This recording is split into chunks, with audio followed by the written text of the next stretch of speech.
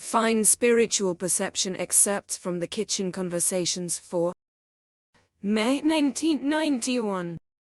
I have myself still considered it is about meditation and pyramids. In oneself it is indeed desirable that one becomes one with the powers in the pyramid and everything together. Yes, naturally. I take it that the other one must be that one have an equalized psyche.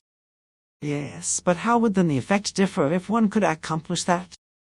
If no problem appears in the meditation, then one becomes free, and indeed free of his or her own body. You no longer notice your own body, you no longer notice feelings, you sense nothing more, you have only still fine spiritual perception and live only as fine spiritual perception. That means it is still only your consciousness that becomes one with the spirit, and that is still only a pure fine spiritual perception, since you know practically everything which you need to know, which you want to know.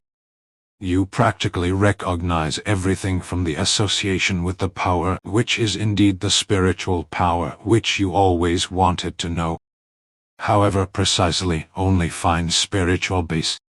You do not see it graphically or feelings-based or physical feeling-based or whatever it always is, but rather it is only a fine spiritual perception, and the fine spiritual perception is indeed spiritual.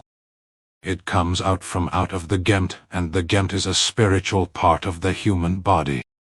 And the pyramid is only means of help, thus long enough until one really masters the meditation, and afterwards one no longer requires it. The danger that can come from the pyramids prevails from the cosmos, and indeed when it creates a distinct swinging wave, and when you become one with the cosmic radiation power, whereby you, under certain circumstances, can then also trigger a self-combustion through a cosmic radiation. However, if you can control your meditation, and it is that which every human being must learn, then that can be something impossible to happen. It can then only happen when the distinct frequency of the cosmic radiation steps into appearance and takes effect, which thus can trigger a self-combustion, a hurling away, a petrification, or what it is then, or simply an elimination of the body. It makes a puff and the body is gone. A process of self-combustion, the hurling away, the petrification, it can only then take place when the concerned human being centers him or herself on the point of the radiation of cosmic energy, whereby this can step into appearance both with a meditation process, as however also in the state of the actual life without meditative striving. You say now that it is a kind of loss of control. That is a loss of control. With Simon I can say with considerable certainty what has triggered that. It does not belong here, it is his beer. However, it is simply thus, that something somewhere is unclear in the human being, and indeed psychically unclearly. That in the feeling center or in the thoughts can be, or even in both places, thus in the overall psyche, that is to say, when a connection with the cosmic radiation power takes place and that suddenly intervenes uncontrolled, that it can then trigger a catastrophe. That can happen to a human being who has a psychical problem. It can however also happen to a human being who does not have a deep psychical problem, but rather simply has a vexation which is cast on the psyche. The state which you have described before, how is it if it runs correctly, that then nevertheless is always still controlled? Indeed, also then it must be controlled. The human being must create that from out of him or herself, so that he or she can also control everything in the meditation.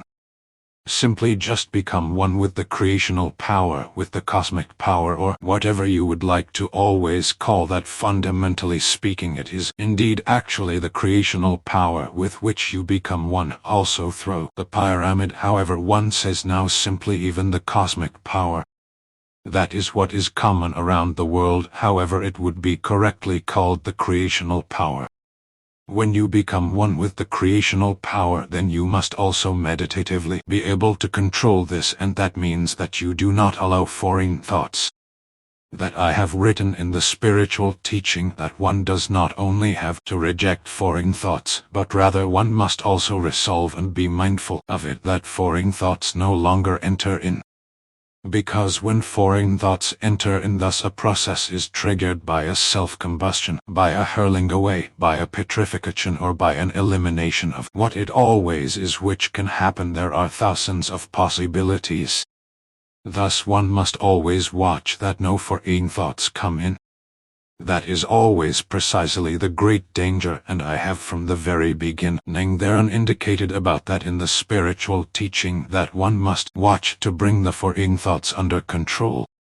Then it is thus already so. If I may even say so, the higher the frequency becomes, the more devastating an outcoming effect it can have when uncontrolled foreign thoughts arise.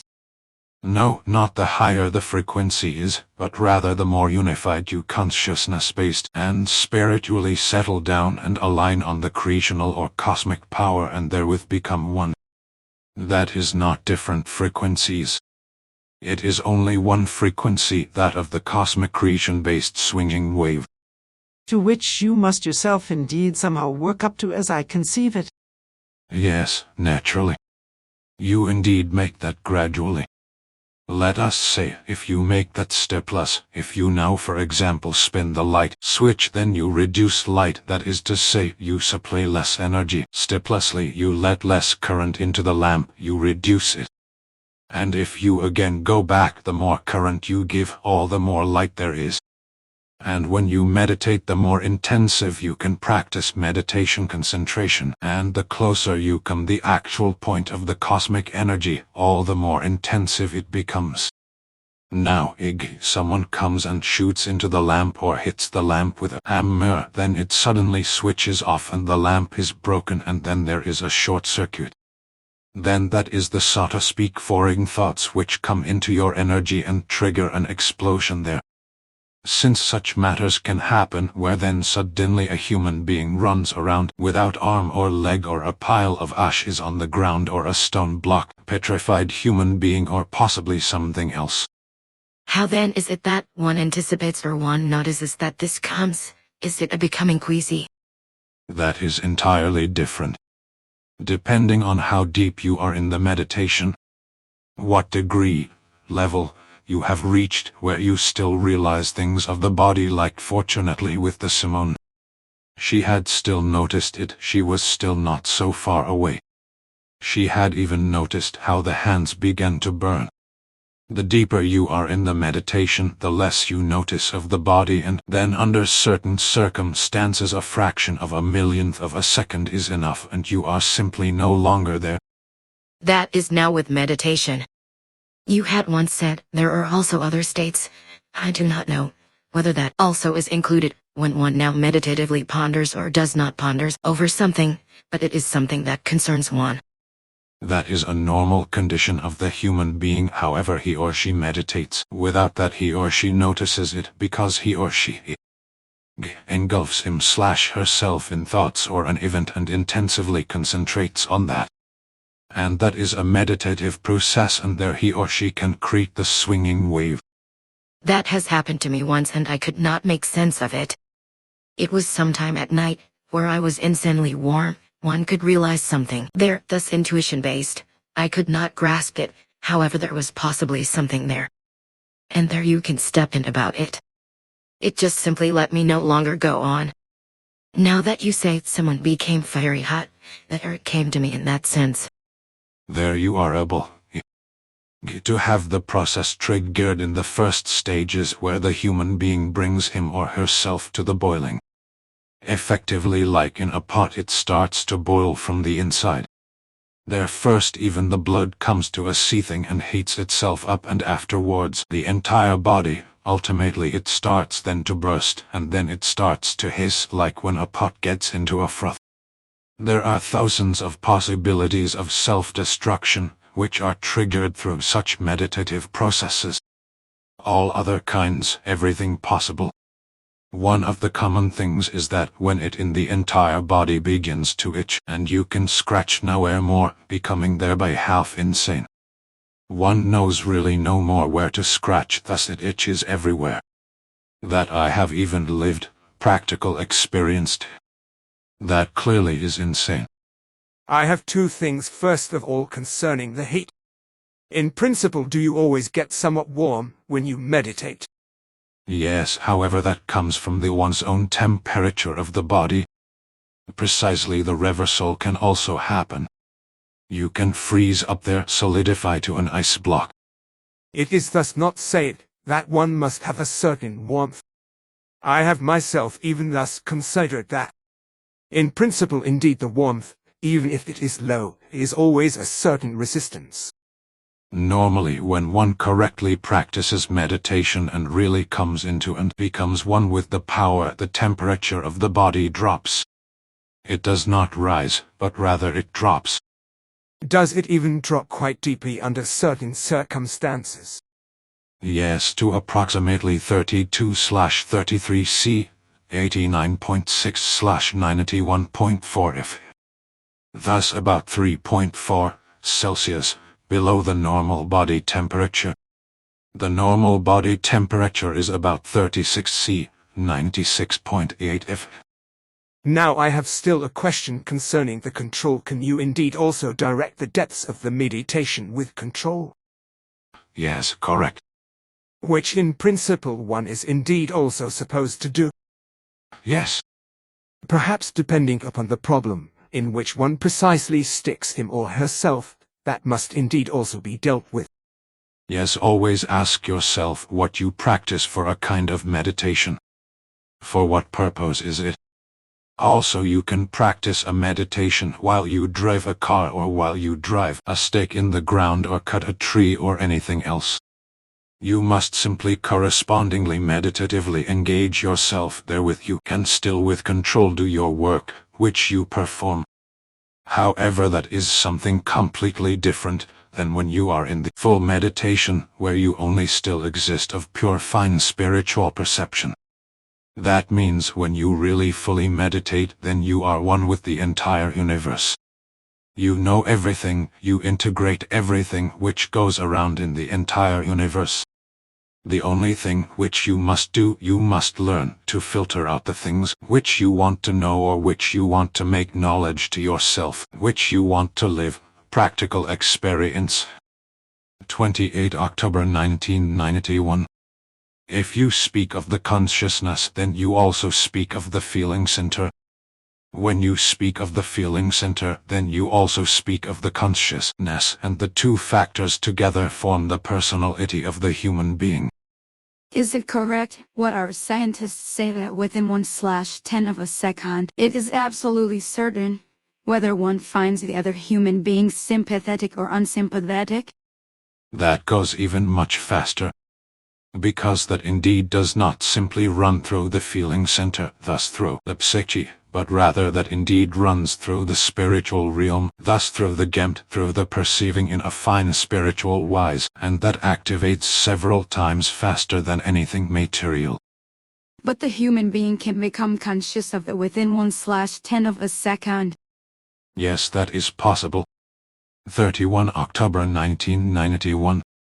May I still ask something on the Arahat Adarsata? There the life-based thinking and the feeling-based thinking are dealt with. Normally the thinking to developmentally changes itself indeed around. Thus, when you think positively, it comes back negatively and you developmentally change it around in you again into positive. Yes, that is however not always so. Yes, precisely. Since it says in the sentence, when it comes to the feeling-based thinking, when it does not transform itself, but rather when it remains as, for example, you apply love and hatred. When love or hatred is perceived in a fine fluidal wise, then it acts itself thereby around feelings, which transfer themselves onto the thinking of the human being and thus exudes as powers of thoughts. Those indeed do not developmentally change themselves around. Now poses the question itself, since we were not ourselves entirely clear whether the feelings, which become perceived in a fine fluidal wise, come from out of the spiritual? No, however, they can be taken into the spiritual. The spiritual realm then afterwards gives it over into the material realm. And that is also why it no longer changes. We therefore have assumed that the spirit cannot perceive hatred in a fine fluidal wise. No, however, it can take on fine spiritual perceptions and can simply pass those on like a relay station. If the thinking does not practically transform itself, then is it taken in and transferred by the spirit? Yes, not necessarily. This can also be so in the purely material realm, depending on how the consciousness of the human being is formed. Indeed, it always depends thereon. Only what become learning-bearing things that developmentally change themselves. And do these also already become practical as experiences, empirical knowledge, in the consciousness? No, those are learning-bearing. Where something must be learned from it, where a factor of the study is, which developmentally changes themselves, that are also developmentally change-capable. Then hatred can arise from love, and love can arise from hatred, and so on. Thus I now intend love in quotation marks when I say from love, hatred can arise. It is indeed then a false love. Or then real love can arise from the love. And out of which no learning process results, that does not developmentally change itself? No, that does not developmentally change itself, because that then already is an experience, empirical knowledge, has an existence. Yes, that is what I meant a while ago. When it becomes the experience, empirical knowledge, then it does not developmentally change itself around. 11 April 1992. But we have once said in the so-called hyperspaces there are no time streams. However, hyperspace is again something entirely different, that exists indeed in the space-time configuration. It is again only a higher level in the space-time configuration. It is however then timeless. And I have there always meant when it timeless there are no time streams. There is a time stream there, however, precisely in the framework that the time is practically unendingly lengthened. If you go there in 1 minute, say we rush through 100,000 million kilometers, it is here in 1 minute perhaps 10 kilometers. Thus in this sense already time streams are also there. There are always time streams everywhere. Only precisely that time no longer exists, however the timeless existence is simply relatively seen for us. For us, for our concepts, but seen from the universe, is there even a time there? Yes, naturally. When I think of the great journey there, we had been in the eternity for 7 minutes. 7 minutes according to our timer, which there was unending. It was 7 eternities. Which seemed to me also thus. 7-fold innumerable, thus and millions of years. Is the eternity thus somehow united with higher creational forms?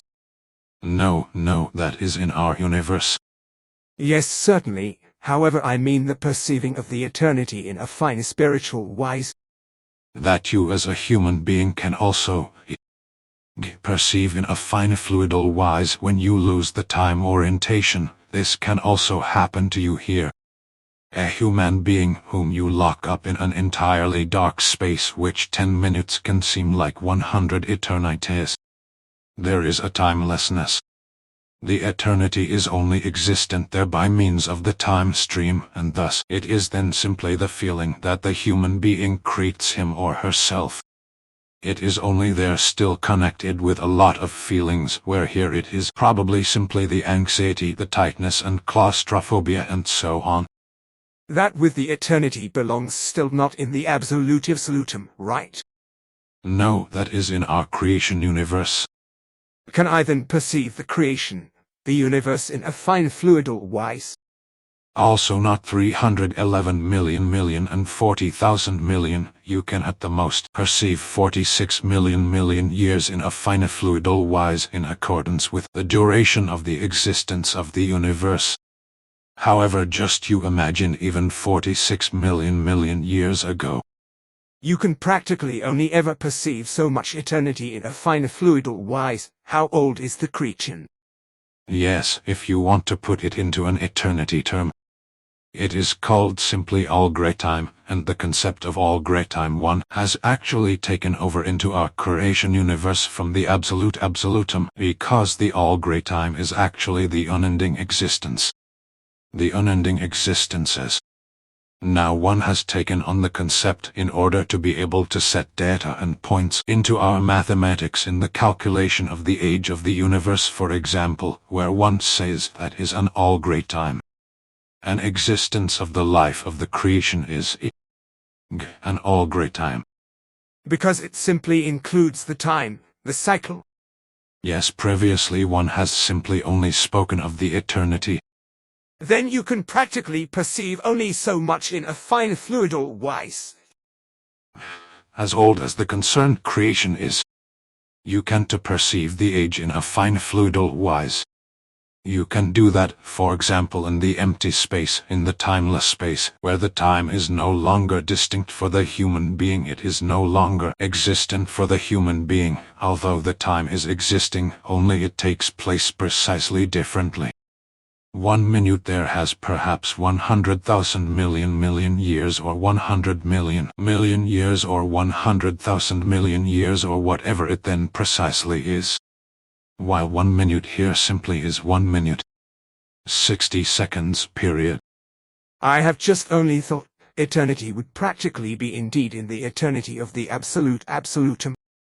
Every eternity is in the eternity of the absolute absolutum, only in relation to the eternity of the absolute absolutum. It is thus an iota that you would not even be able to observe it with the best microscope. The eternity would be so small that we have here in our creation universe in the currently ongoing time. The knowledge of how you now come into a perceiving eternity in a fine spiritual wise, how you have lived, practical experience, the knowledge that there is even more must indeed somehow accumulate. No, you must consider when you come into the phase, it is effectively a phase in the time stream. Then you no longer have a concept of time which you cannot even realize anymore. You live endlessly in the eternity. 7 minutes I could only ascertain on the basis of the time by means of the current timer, where I then checked afterwards, and on the basis of the time indicators which they had in the ship. It had shown 7 minutes. We, however, had been there for unending eternities. You cannot yourself even imagine that, which is an endlessness. Even the 46 million years. That had not even been so much. It had been perhaps a few million or a few thousand million years. Could one meditatively also logically follow it? In that kind and wise, surely not. It simply lacks everything. Since you must enter into such a time stream, be able to meditatively penetrate into such a time stream with the spiritual consciousness. That would be possible. That would probably already be possible. However, it would probably not be possible as a human being, but rather not until as pure spirit form. Because one thing is guaranteed surely to be given: if you could do that as a human being, then you could no longer come back. We also only came back because the machine was programming. If the machine were not programmed with the coordinates, then no one could come back. Does he or she know that he or she must come back? No, the knowledge gets lost. You exist in the eternity. You practically have no more body, you feel no more body. You are only fine spiritual perception. You are not even consciousness, you are only fine spiritual perception, spiritual fine spiritual perception. That is so fantastic, since you are so filled with fine spiritual perceptions, which penetrate into you, which animate you, that you cannot even bind to one's own thoughts in regard to what the material life is. For this reason it means indeed there were some who had done programming who simply no longer came back. Those remain there until everything dissolves. The spiritual energy already remains to exist, however the consciousness is finished. Only the spirit and the spiritual fine spiritual perception and the spiritual consciousness come to fruition, and the body slowly decays. Does everything dissolve into swinging waves? Yes, 2 August 1992. In a spirit lesson it says that one can also determine that the subconsciousness is still active within unconscious one. Or possibly something in this sense. How can one ascertain that? You can to ascertain that in two ways. On the one hand even electronically, and on the other hand if you have the possibility to require your consciousness in order to penetrate into the other one and integrate his or her activities which he/she exerts through his or her consciousness. When a human being is powerless, that is precisely a strange state. Then he or she is in and of him or herself like in a kind of hypnosis in the powerless state. That means you then can also cute around in him/her without blood flow. The reason of the powerlessness is the consciousness is not disabled, although that is claimed also medically. That is not true. It is only a blockade placed over the consciousness. However, the consciousness works regardless. It is thus as if you would isolate the consciousness. Inside it nevertheless continues to function within. So can they also perceive it? Yes, correct. Thus I must say, I have always thus subdued myself, as if simply for safety's sake. The perception capability simply no longer functions with the consciousness from the outside, but rather with the consciousness from the inside. More fine spiritual based. Fine spiritual based, that is again something else, that is again purely in the spiritual realm and where it is naturally taken on. You can really place no outer function at all in this realm. Would it then be more feeling based? It is then more feeling based, because indeed the feelings pass through also, even when the consciousness is encapsulated, isolated. But the unconscious one takes on nothing more, right? No, it is just an erroneous assumption that the unconscious one takes on nothing more. That is precisely the same as if the human being does not lie in the death throes where it is said that he or she no longer takes it on. Then he or she takes on all the more, and indeed the fine things, not simply only the sounds and such, but rather that which then comes from the inside of the human being, which are swinging waves and thoughts. 21 February 1993. That is entirely simple.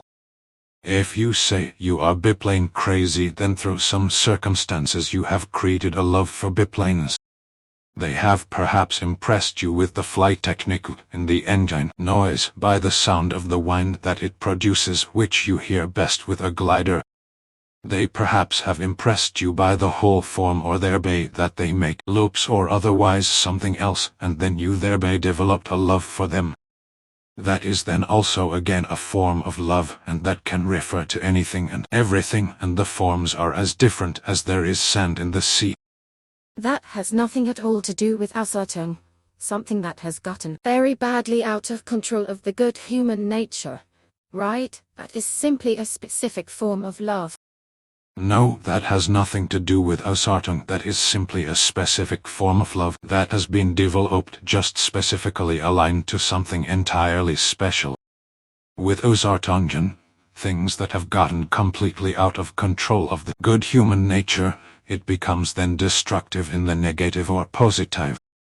That can lead up to the absolute self-sacrifice of the human being, or up to the absolute devastation of the human being, or up to the murder, up to the suicide, or otherwise up to a point where an excess takes place.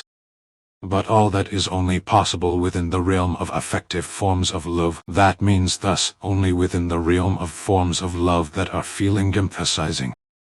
Forms of love forms thus arise from out of the feeling initial, thereby that thoughts of any impressions or information taken in have an acoustic, visual or sense-based form.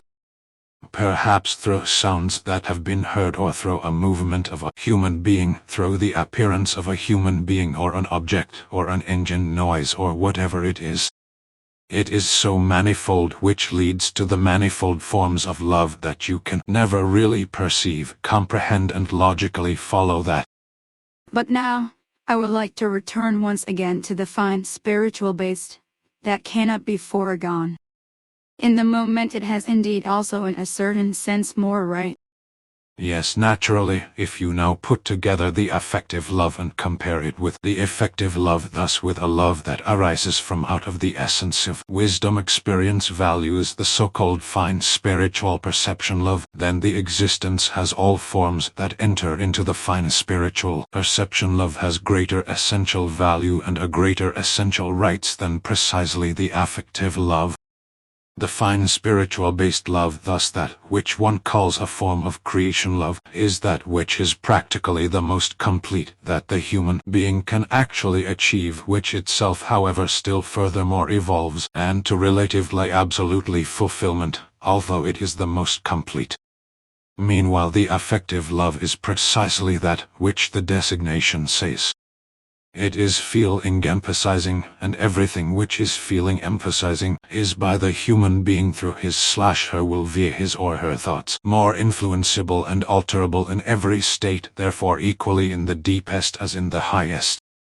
Thus it is so that an affective love, a feeling emphasizing love, can always be changed depending upon the circumstances, like the human being taken on information, perceptions, content, and these again worked out with his or her thoughts, which is why he or she thereby also his or her feelings can be newly formed. Thereby new experience or relationships with new affections can arise for other human beings or animals or objects or whatever else. Thus we say once, if now a connection of an affective love exists, when the two are married, and someone comes in addition with an affective love, then does the affective love have more right than the other love? Yes, and indeed for the reason, because it is subject to absolutely no fluctuations, and it also correspondingly cannot fall into the negative or into the depths. It remains to exist, it cannot be abrogated, not even then when no personal bond in the form of a marriage will be realized or can come about by the human beings. The love remains to exist nevertheless when it is formed fine spiritual-based, thus creation-based, because the love is evolutive and always progresses. It remains to exist, at the very least thus as it is at the currently concerned point in time, and from there it entirely slowly increases itself always higher. It develops itself thus along, it evolves itself. And a human being who has a fine spiritual-based love with another, who simply do not leave the human being and let that simply lie in the salt, as that is possible with an affective love, because it indeed is influenced by the thinking. The connection that exists here through the fine spiritual-based love is thus formed that it forms an oneness with the other human being, with the form of love of the other human being, or simply with the human being him or herself, each depending on how the other side precisely also is formed. One cannot simply let them lie, but rather one must unite with him or her, and when they are not in the kind of love as in a bond love, then entirely automatically arises a deep platonic love, where entirely automatically the connection, relationship, on this basis continues to exist and increases itself up to the universal love. That naturally goes on for many lives long. It is however already thus, that the love requires the contact to the other human being, right? The contact of the loved one to the other human being, which is indeed always given, as long as the human being lives and can think and can also need his or her thoughts, and then he or she automatically creates through his or her fine spiritual perceptions, out of which the real love arises, a constant connection, and that is uninterruptedly maintained, that never demolishes, not even then when the human being is separated thousands or millions of light years from the other one. The love remains still to exist, and the connection, the affection connection, the experiencing relationship, which despite everything remains to exist, even if tremendous distances lie between two human beings or otherwise two life forms. Then the impulse runs through the fine spiritual perception-based. That everything runs through the fine spiritual-based love, whereby then the impulses pass over from the material consciousness into the spiritual consciousness, and the spiritual consciousness maintains the connection over unending distances at 107,000 times the speed of light. Thus is that not so in the moment as with an affective love, where indeed the contact actually must be given, there the love can grow. That is not so. With the affective love it is indeed certainly thus to be given that it is only based on one times, simply, the speed of light. It can thus already precisely not maintain an affection, an experiencing relationship in empirical knowledge with the other life form over unending distances away. Solely when one considers we require 1 second from the earth to the moon with our thoughts, in order to only span the distance with our thoughts through the electromagnetic waves which come from the material consciousness. Thus it is already precisely not possible to maintain such a connection from human being to human being, or simply from life form to life form, respectively from Wesen to Wesen, with an affective form of love, because it, equally like the spiritual form of love, is bound to determined speeds. Precisely for this reason it indeed requires the contact. Naturally you see that when a human being feels an affective love for another human being, and that precisely the same for this human being, the further they diverge, all the greater the gap between the two becomes, all the lesser they feel each other, all the lesser they capture things from each other, all the lesser they think together, and so on and so forth, unless a negative or a positive Ausartung, something that has very badly got out of the control of the good human nature, steps into appearance. Thus when they cling to one another like burrs. Yes, from which then precisely a bondage arises. Then they can hardly leave each other, then separation already means destruction, however precisely from out of the affect, thus from out of the feeling world, from the feeling-based created things that always run via thoughts, which in turn are built up in an uncontrollable will, about which the concerned human beings loses the dominance. However, when the separation comes, then it is indeed possible that he or she can again achieve the dominance. Ah yes, however when they are together again, then again that is given, where one says one heart and one soul. I have now not meant it so. I have meant that the human being can break loose of a bondage. Ah yes, naturally then he or she can again become master of him or herself, when he or she is able to break loose of a bondage or from a false love. Eventually indeed the point must be achieved, where an affective love becomes transformed into an affective love. Yes, that goes indeed not slowly, but rather it must indeed come suddenly. No, that really goes extremely slow. That can go across several lifetimes, where the human being with his or her thoughts and with his or her feelings enters into the realm where swinging waves begin to run into each other, and there they run into each other at 147 times the speed of light and merge into each other, because the material and spiritual subconsciousness communicate among each other and communicate with each other at 147 times the speed of light. However, the process until that is so far that the impulses from the half-material feeling psyche realm really pass over into the finer spiritual perception realm of the spirit form, for that it requires incredibly much, and it is a lengthy process. It does not go from one day to the next, it instead takes place not suddenly, but rather it is as said a flowing transition, where the matter, thing, simply begins to overflow into each other, which however lasts a distinct time, until the matter, thing, is so resolved that it then actually also finds a symbiotic connection, union. Thus I imagined that as such, I had just thought, if the affective love can only run at the speed of light, indeed eventually the switch must flip, so it then afterwards is moving at 107,000 times the speed of light. No, it never does. It moves only at the fine spiritual based, the creational, the spiritual love with 107,000 times the speed of light, thus at creation speed. Whatever takes place in the material realm, that is always limited to 1 times, simply, the speed of light. I already understood that. If it is assumed under good conditions once an effective love becomes an effective love, right? Then I had thought it remains an effective love up to a certain point in time, and then it is as if the switch would flip. No, it is not such as if the switch flips, but rather it is such as if you have an energy controller with a lamp where you from the darkness slowly begin to create a glowing and flickering, and then comes the first weak light which goes unending slow and unending long until then ultimately complete luminosity is reached. So then one could actually more easily say that there is thus something like flashes of light that cast about. Yes, first of all. You can also say it thus.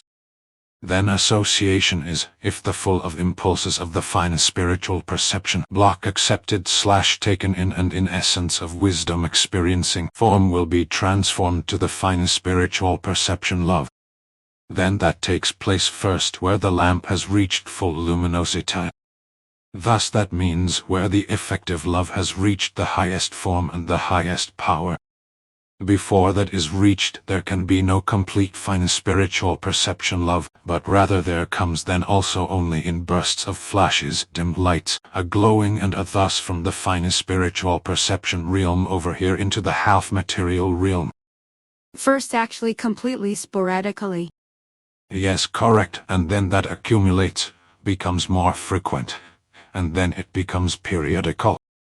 From the periodical it then becomes acute, and when it then is acute, then the experiencing relationship stands with affection from the finest spiritual perception realm, which then forms and triggers the high feelings and fine feelings in the half-material psyche feeling realm, which the human being then can perceive with his or her consciousness.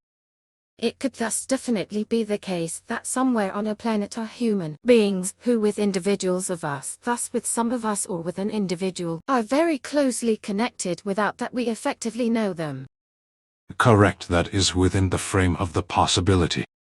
That would also mean that one would gain from this love, without that one is him or herself conscious of it. Yes, that is the rule that the human being gains from such matters, things, without that he or she is conscious of it, also because the consciousness takes on also unconscious matters, information, content, that not until later achieves the cognizance.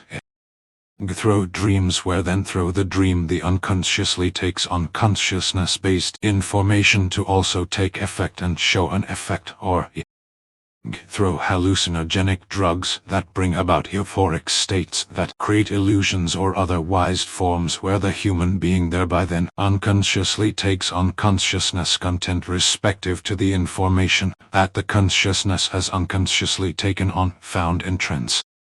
That is everything now in the spirit lesson / teaching letter which I write.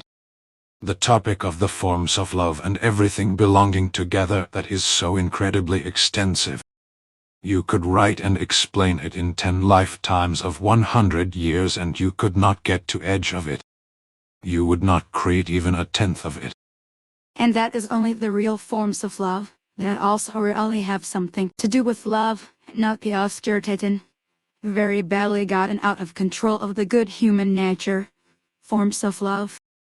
Know everything together, thus what effective forms of love, which are fine spiritual-based forms of love, what false forms of love, which are effective forms of love, precisely feeling emphasizing.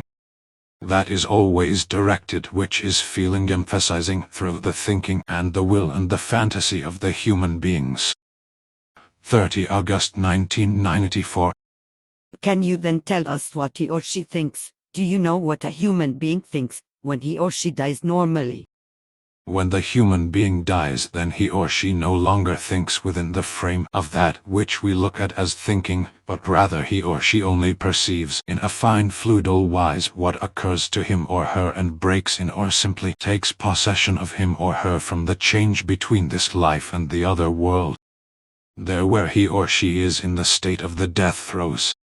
Here he / she only perceives and only takes on in a fine fluidal wise what however is an already taking on from the realm of the other world, whereby the realm of this world already is greatly shut off and practically has no more influence because the other already predominates in the death throes.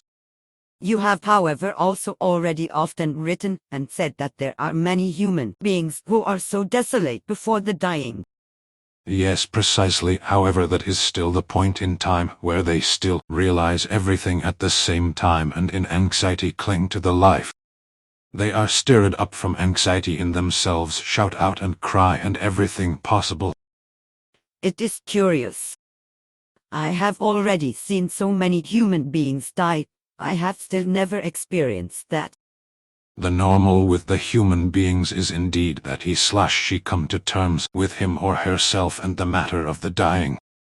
He/she does not cling to the life with Gewalt.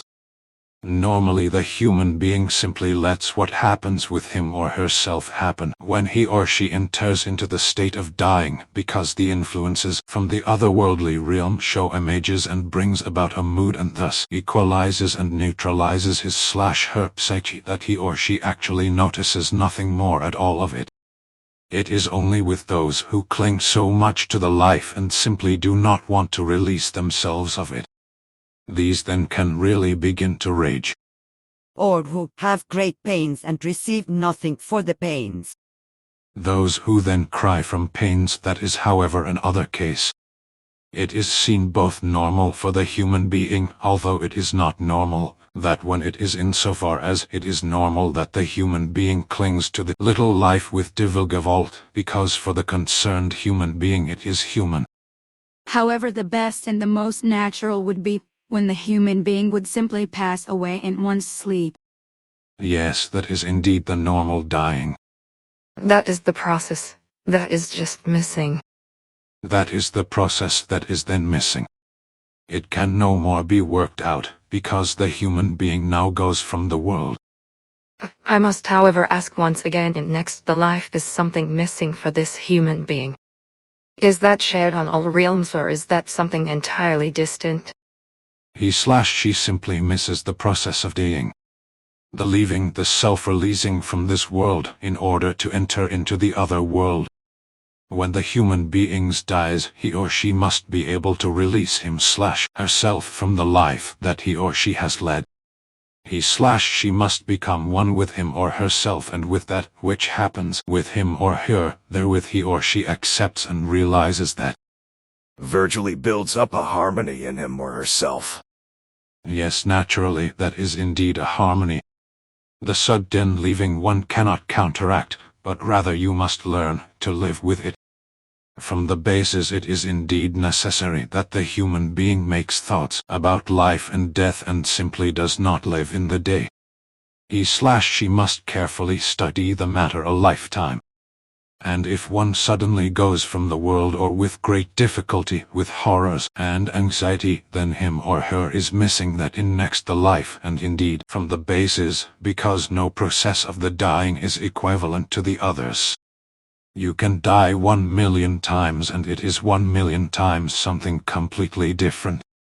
It is with each dying something entirely different, and indeed from the basis, because the human being evolves and sees the matter each time in an extended form of the evolution.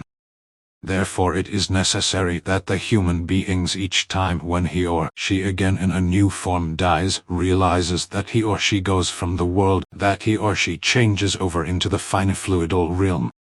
You have thus no opportunity to counteract that, where you are abruptly ripped out.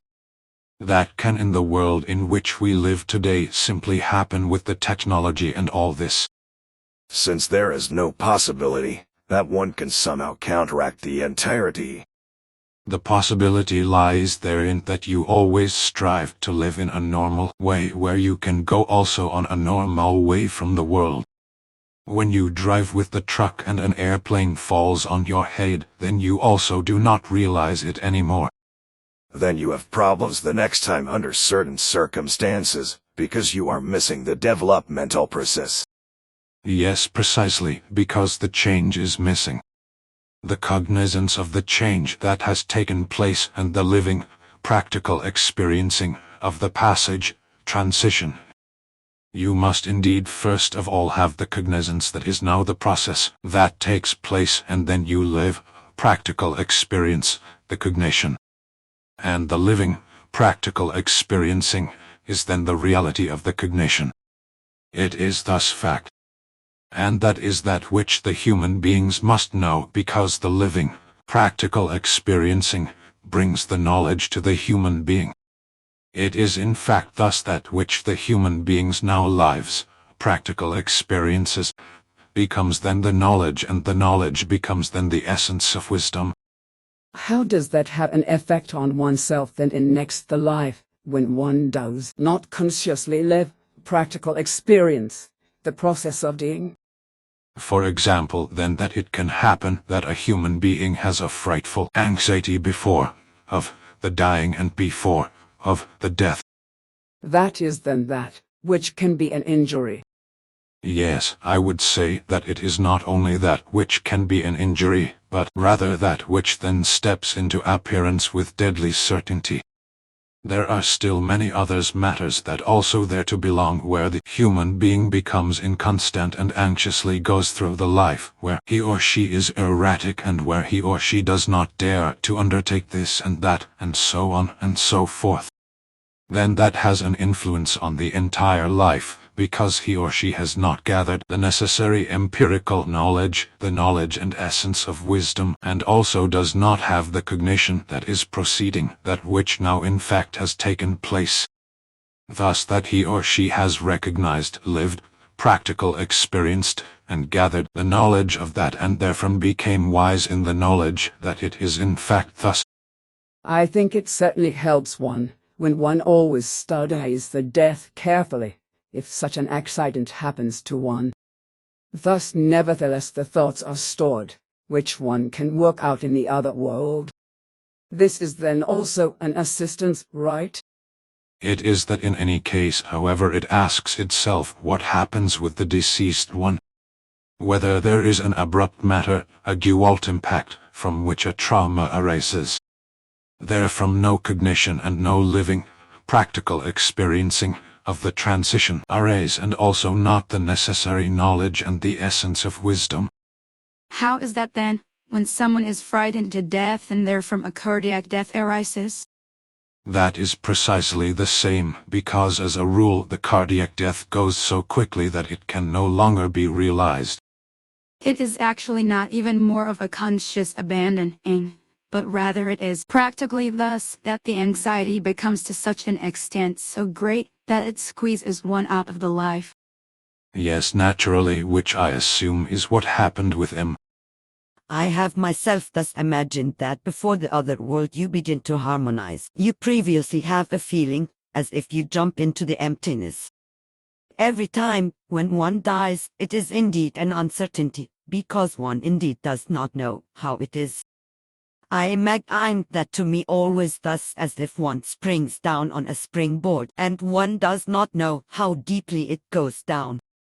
When you from the life ponder over dying and death, as long as you still are with full consciousness, and indeed with full consciousness in the kind and wise where you can still think logically, which means thus logical thoughts can assess thoughts with distinct facts that are ongoing. Subsequently, however, then something entirely different comes when the dying actually steps closer to the human being. Then he or she indeed must work out the cognition that he/she now must accomplish the transition. He/she must then live practical experience this cognition, thereby that it in fact takes place, and therefrom draws the knowledge. Afterwards, when that has happened and it is practical, if the human being's entirely normal dies, also logicalness is thus given, then they realize everything according to which the death throes occur, and indeed first the part of the death throes, since the consciousness is still so widely connected with the material world that thoughts can still be received, taken in and realized by the fellow human beings, that telekinetic powers can be made mobile, that images of the wall are cast, vases fall down, or somehow a wind is created, which the fellow human being for whom it is intended then notices, and so on and so forth. Afterwards that goes over into a pure perceiving in a fine spiritual wise, where he or she then totally releases from the material things and always more falls into the possession of the otherworldly things, where he or she simply only takes on fine spiritual perceptions and practically begins to see the other world with his or her eyes, thus as he or she imagines the other world.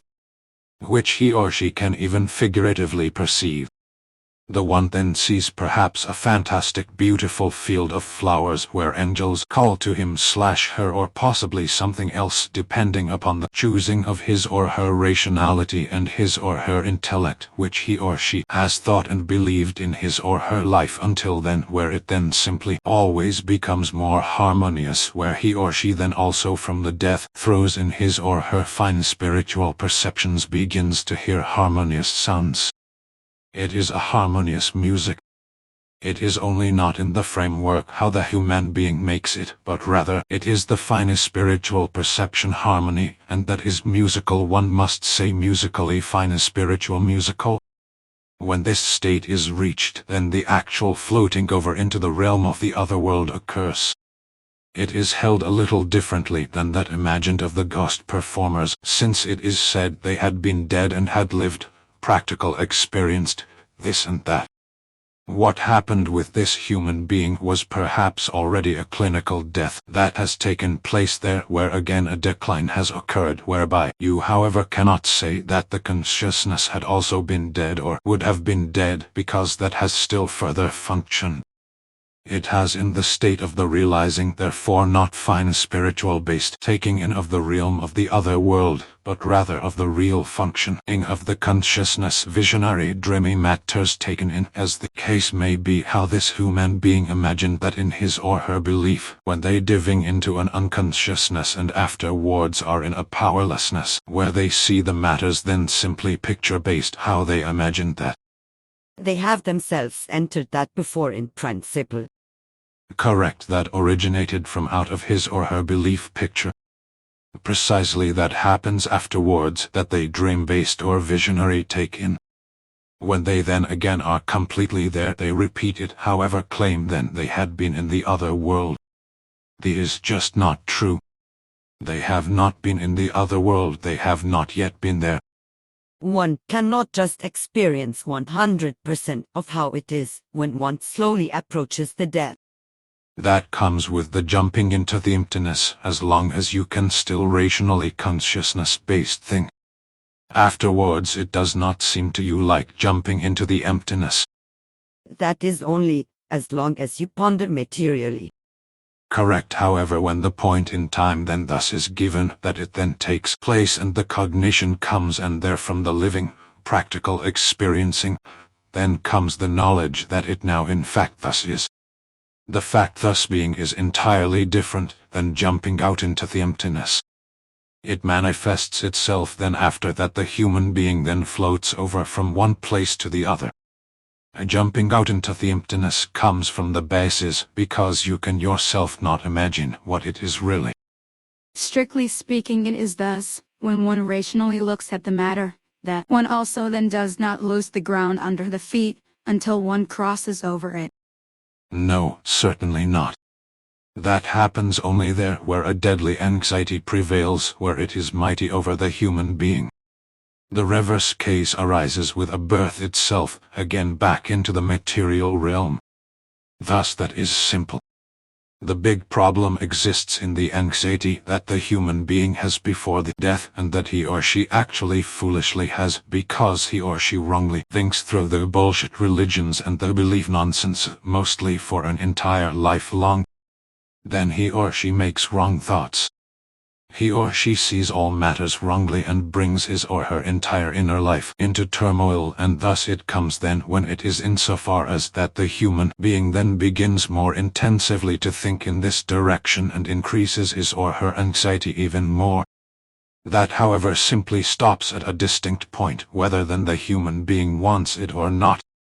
But it is normally thus that when it goes so far that the human being slowly inserts him or herself or begins to insert him or herself, that he or she then ultimately however assuages him or herself and thus can find a normal separation him or herself.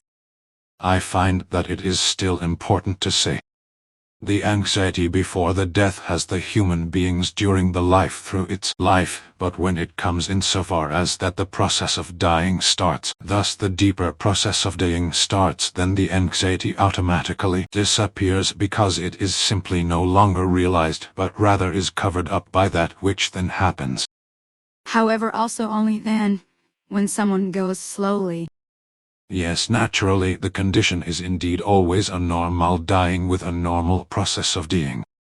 Whether he or she then goes faster or slower, that indeed then plays no role. How is that then, when someone dies during an operation? Then it is just the bad fortune sense where you just do not realize it. Then you also have had no anxiety. However, would the perceiving in a fine and spiritual wise indeed certainly function despite the anesthesia? No, everything is then simply turned off. Everything is paralyzed. 22 October 1994. So, what do you have for a question, Rosa? Rosa, if one not is equalized, then can one actually get no impulses from the spiritual, or can one? If you not are equalized, you can take over no impulses from the spirit realm into the material realm. That goes only in a certain equalized state. That means the psyche and consciousness state must not be 100% equalized, but rather it is a free transition where impulses from the spirit realm can enter into the material realm in a distinct framework. It is a more stateless transition. It is not simply a cut-off line, a cut-off border, it is stepless. There is, however, still a question. We have spoken about the feeling and the fine spiritual perception. I have said, the further a human being comes and the finer his or her feelings become, all the more steplessly they can pass over into the fine spiritual perception. No, they cannot do that. They can only change something back and forth when a distinct equalized state is given, however not thereby that the finer feelings have become fine feelings. Absolutely does not mean that the human being is equalized. It has nothing at all to do with it. A mass murderer can have entirely fine feelings, however absolutely no equalizedness. When he or she sets to light the finest feelings, towards an ant, a snail, a bird, a flower, a child or another, thus he/she is nevertheless an unequalized human being who kills human beings on a massive scale. May I also still ask something? Thus love is a fine spiritual perception, right? I again no longer know it. Love is not simply a fine spiritual perception. Love is a state that the human being creates for him/herself through his or her consciousness and his or her psyche, through his or her thinking and his or her feeling, through the knowing the truth and the essence of wisdom. Not only to know the feeling, also the thoughts and the consciousness, to know everything belongs together in the material realm, that it is connected with everything and everyone. That means thus to know the psyche, the feeling, the consciousness, the entire material realm, that each thing in the entire universe is it/him or herself, also a part of the person/thing in question, develops the love. Naturally you can also perceive love in a fine fluidal wise, and love brings itself to the expression also through fine spiritual perception and carries itself over to the next one. Here the human beings must however watch out. Love is not only transmittable and receivable by way of fine spiritual perception, but rather just also through feelings, whereby also a false love can be transferred over from one human being to the other. Thus a false love of human being can also seize possession, and it can even dominate up to the absolute bondage. Thus a false love can also be transferred to another human being, and they can also again feel that, and they can also again take on and can also fall and prey to this love. But that is then a form of the false love. Thus a love created in thoughts. Correct, that means it is created in an interaction with the thoughts and feelings. That as a rule leads thereto that human beings attach to each other and even become enslaved by each other. Then indeed love is an empirical knowledge. Yes, the real love is a matter of the empirical knowledge, thus the perception. Now the entire becoming process of the perception, of the recognition, the cognizance, cognition, empirical knowledge of the knowledge, until up into the essence of wisdom passes through, where then absolute love is existent. Then that is something else than when a false love exists. With a false love it always goes up and down. It is subjugated by fluctuations. Since human beings are able to like each other and afterwards they no longer like each other. With a real, actual, truthfully love that is the impossible. It can also do not waver. It is always the same. That means it deepens itself always more. It develops itself always further. Because it is spiritual, right? Yes, a genuine love is connected with the block of the spiritual, and that is continuously always equalized. I still have something different. You wrote in the Psyche, when I have a thought and I send it out, then the same goods of thought return, only differently pulled. Yes, correct. It is exactly the same as when I take the apple and afterwards throw it to you, then a momentum power is within it, and when it strikes you on the head, then an impact power is within it. Thus it is an entirely different power which strikes you. However, it is the same apple. And if I now have feeling-based thoughts, then it however comes back the same, right? No, only finer spiritual perceptions come back like they are sent out. Feeling-based thoughts developmentally change themselves automatically, otherwise there would be no evolution. All material things must pass. Thus, there are only two kinds of thoughts. The one is the feeling-based, and the other the fine spiritual-based. Yes, feeling thought-based, and the other is fine spiritual-based. But why is there then this fine spiritual-based hatred? There is, however, really no fine spiritual-based hatred. The fine spiritual perception is not at all able to hate. You create hatred, however, with your thoughts and feelings. It is also thus something false, like false love, that is also created with thoughts and feelings, and thereby the psyche is influenced. However, also the hatred is presented in the psyche. Yes, it is naturally presented, however not as fine spiritual perception. If you send out something from the fine spiritual perception, be it now love or hatred, good or bad, positive or negative, it is only to be seen as an example. It is not the reality. In any case it returns thus as it also goes out.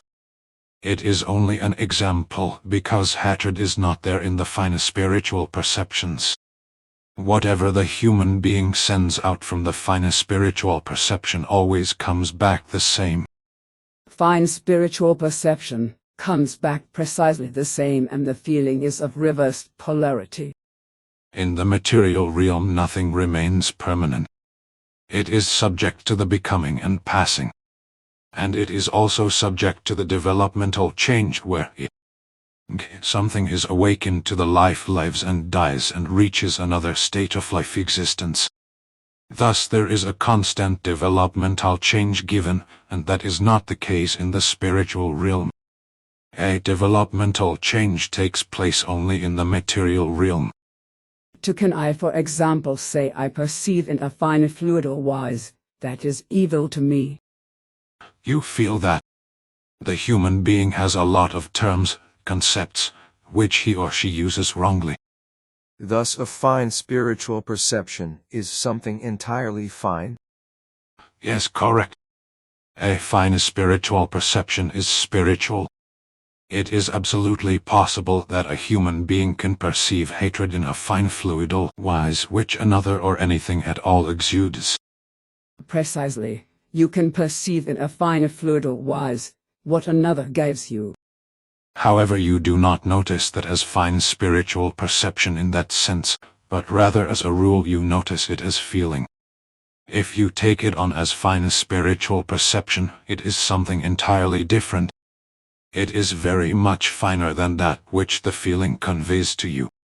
If you perceive hatred in a fine fluidal wise which another human being, an animal, a plant or any object or otherwise anything at all exudes, then that which you take on is neutral.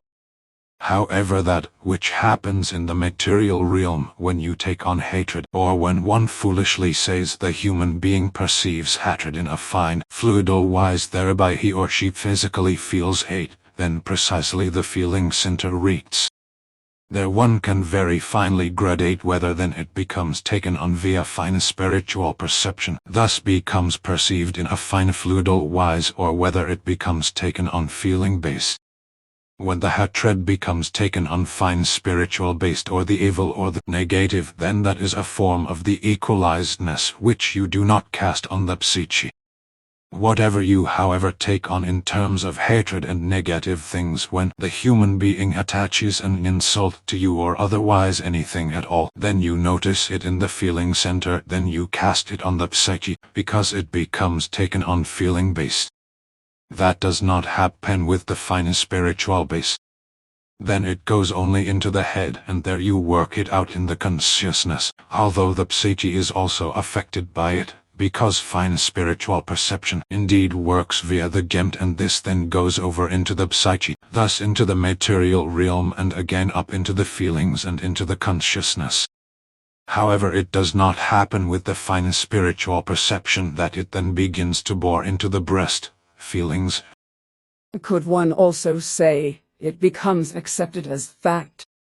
Yes, it is an effective fact that is simply registered, and then the consciousness works with it and works it out without that feeling impulsations arise, whereby also again hatred could arise.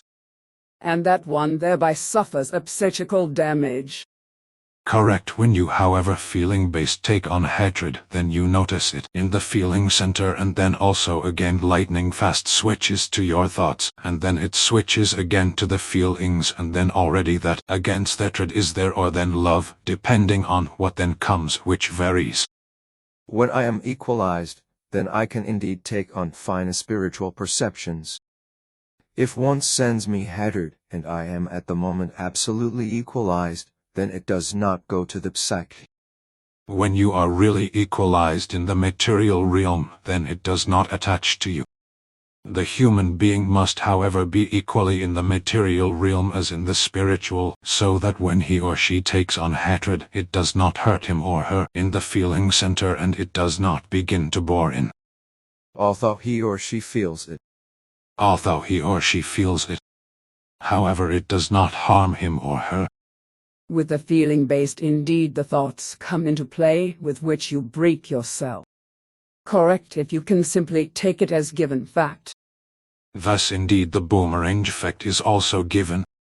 You send out love to a human being who you experience daily, be it a child in the children's home, up here, or anywhere on the street. Thus you have loving thoughts which you send out to a human being. You indeed need not direct it on a determined human being that is not intended, but rather simply in general what you send out has a boomerang effect. You send out good thoughts, are in a good mood, are merry and cheerful, and that strikes on anyone else at all to whom it is not pleasing, and then come the sweeping hook. And then comes precisely the opposite of that which you sent out on you, returns and strikes you and gives you hell. And I am too little smart about that to oversee. Concerning this one says boomerang effect. That which is described in the psyche. Precisely, these matters one must be conscious of. Yes, naturally. That the human being sends out hatred or other things is the normal thing that the human being does, although it is abnormal. It is normal, although it is abnormal.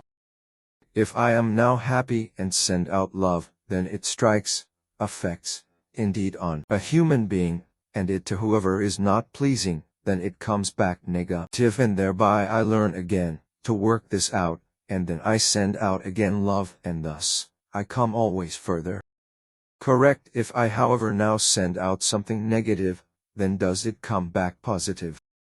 Yes, there you however must always watch out. Sometimes the negative and the positive are hardly recognizable. Where the differentiation is only entirely slight, where you must seek after the negative and positive. It is not simply always only the full force. Depending on what the matter it is, who the human being is, who it has to do with, and so on, it can be greater or weaker. And a fine spiritual perception always returns the same? That always comes the same and creates for you no problems in the breast, feelings. And I also can only take on the fine spiritual perception when I am materially equalized.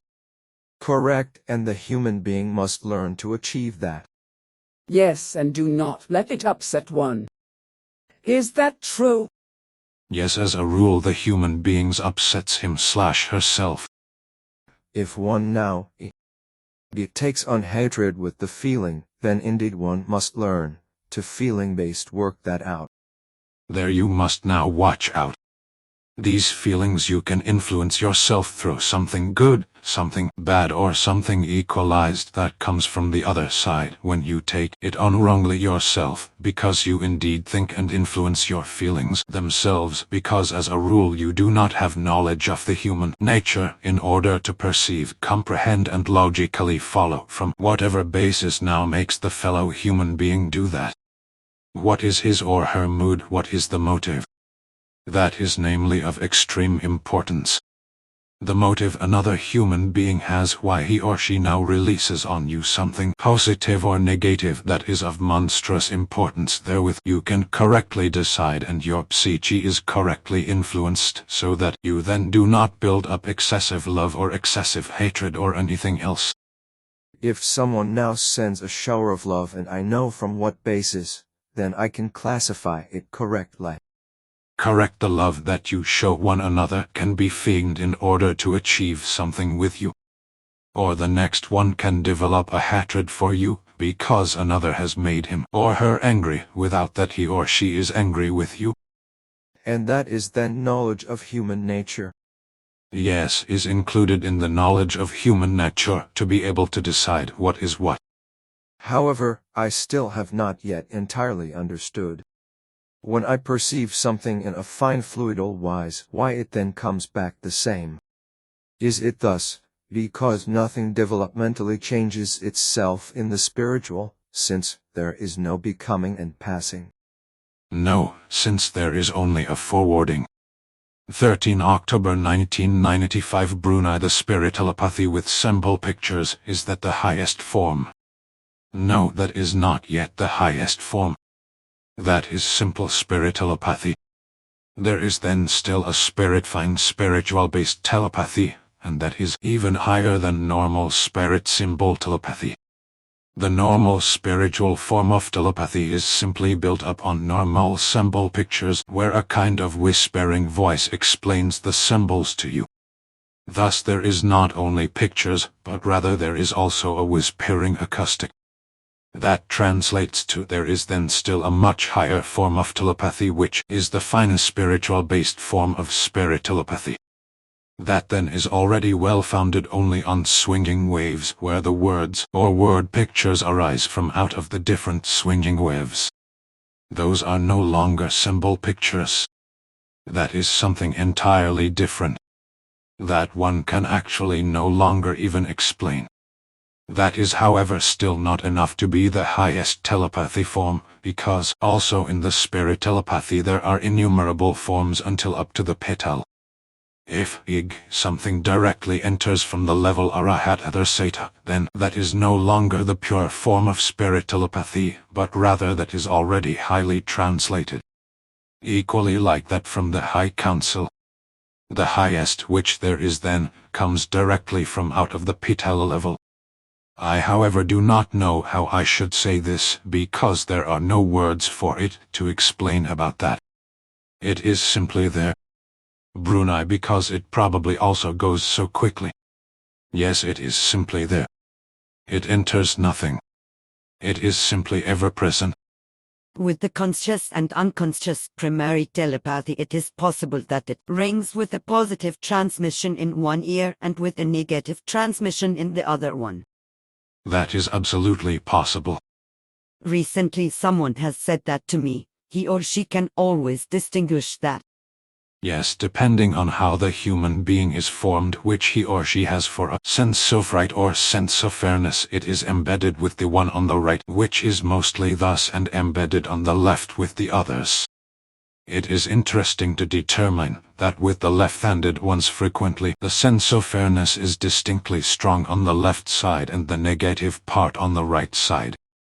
When you get a bit accustomed to it and dedicate attention to it, you can say, now it rings, whistles, craves, or what then is in the right ear. There indeed a step exists also from human being to human being, where one can say the positive is on the right and the negative is on the left, or vice versa. How is it then, when it whistles to one in the center? There nothing should indeed enter from the outside. Why is that? What in the center?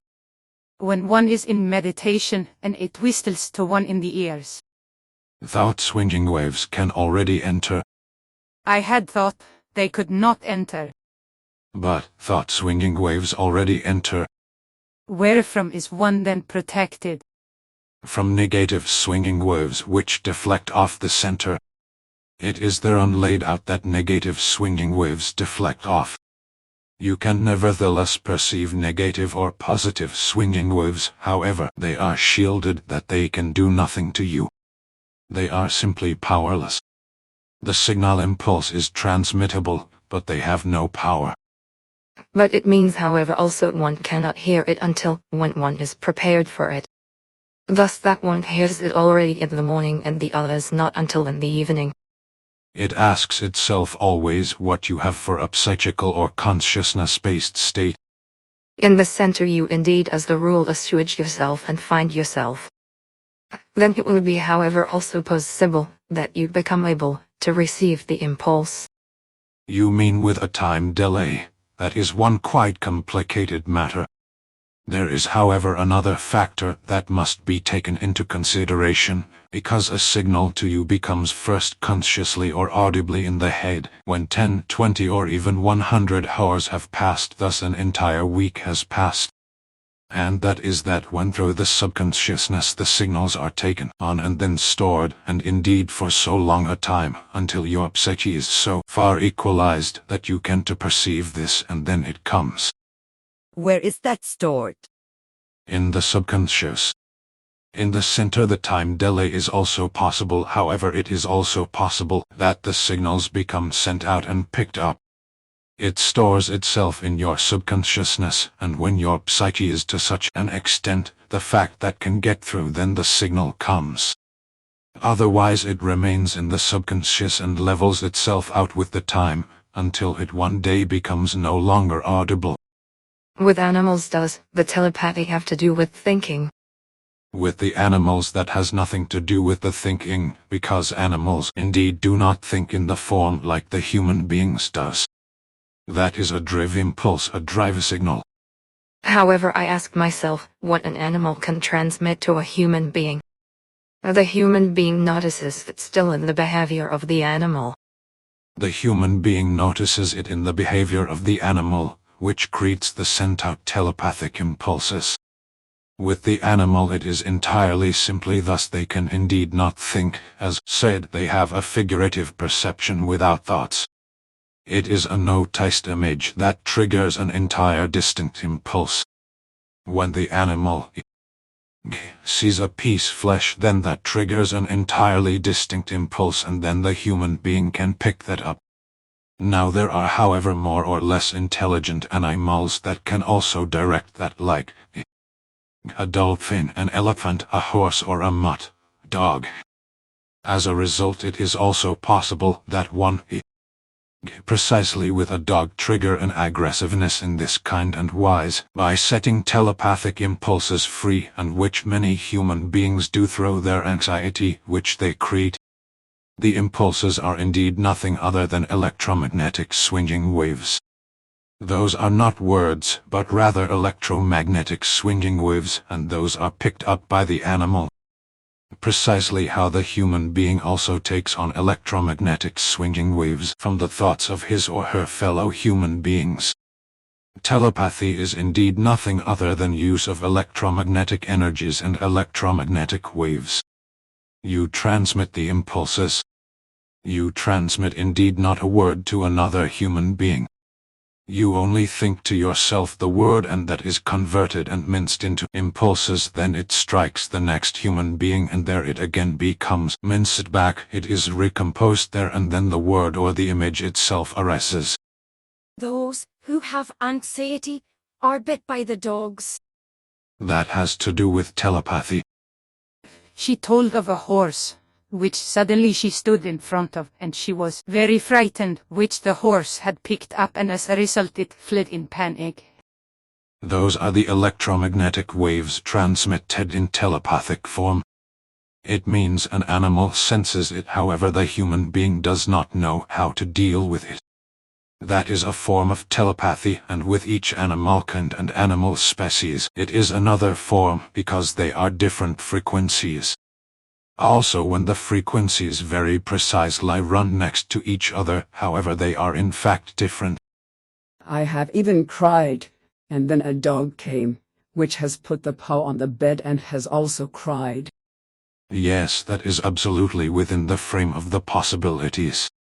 Brunida's fine spiritual-based telepathy also play a role with animals. There are animals that have something similar to a fine spiritual perception. However, as a rule it is not fine spiritual perception, but rather it is something else.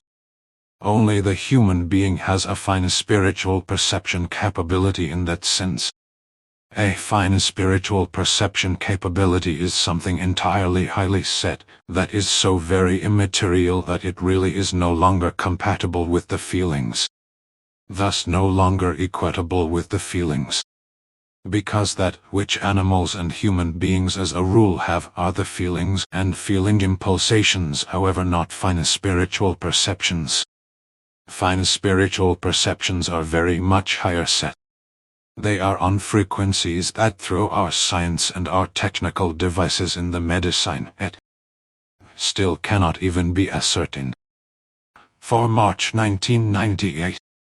Normally it goes indeed thus, that thoughts trigger feelings. I can already very often realize that is really no question, but if you now are uneasy and you have no inspiration of the subconsciousness, why is it that strictly speaking no thoughts could have triggered this, but rather the reason is that it does not go good at all for someone who you know, then indeed the cause is different. Does one say to that not feeling, is that then more fine spiritual perceptions? That can be both.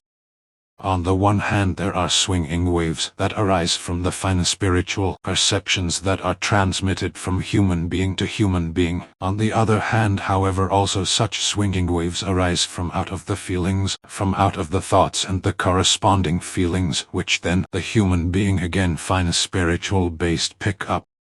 Strictly speaking, the thoughts of the other one strike you.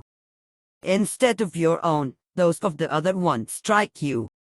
Instead of your own, you are struck by the fine spiritual perceptions of the other one who created the fine spiritual perceptions which arose from his/her feelings and thoughts.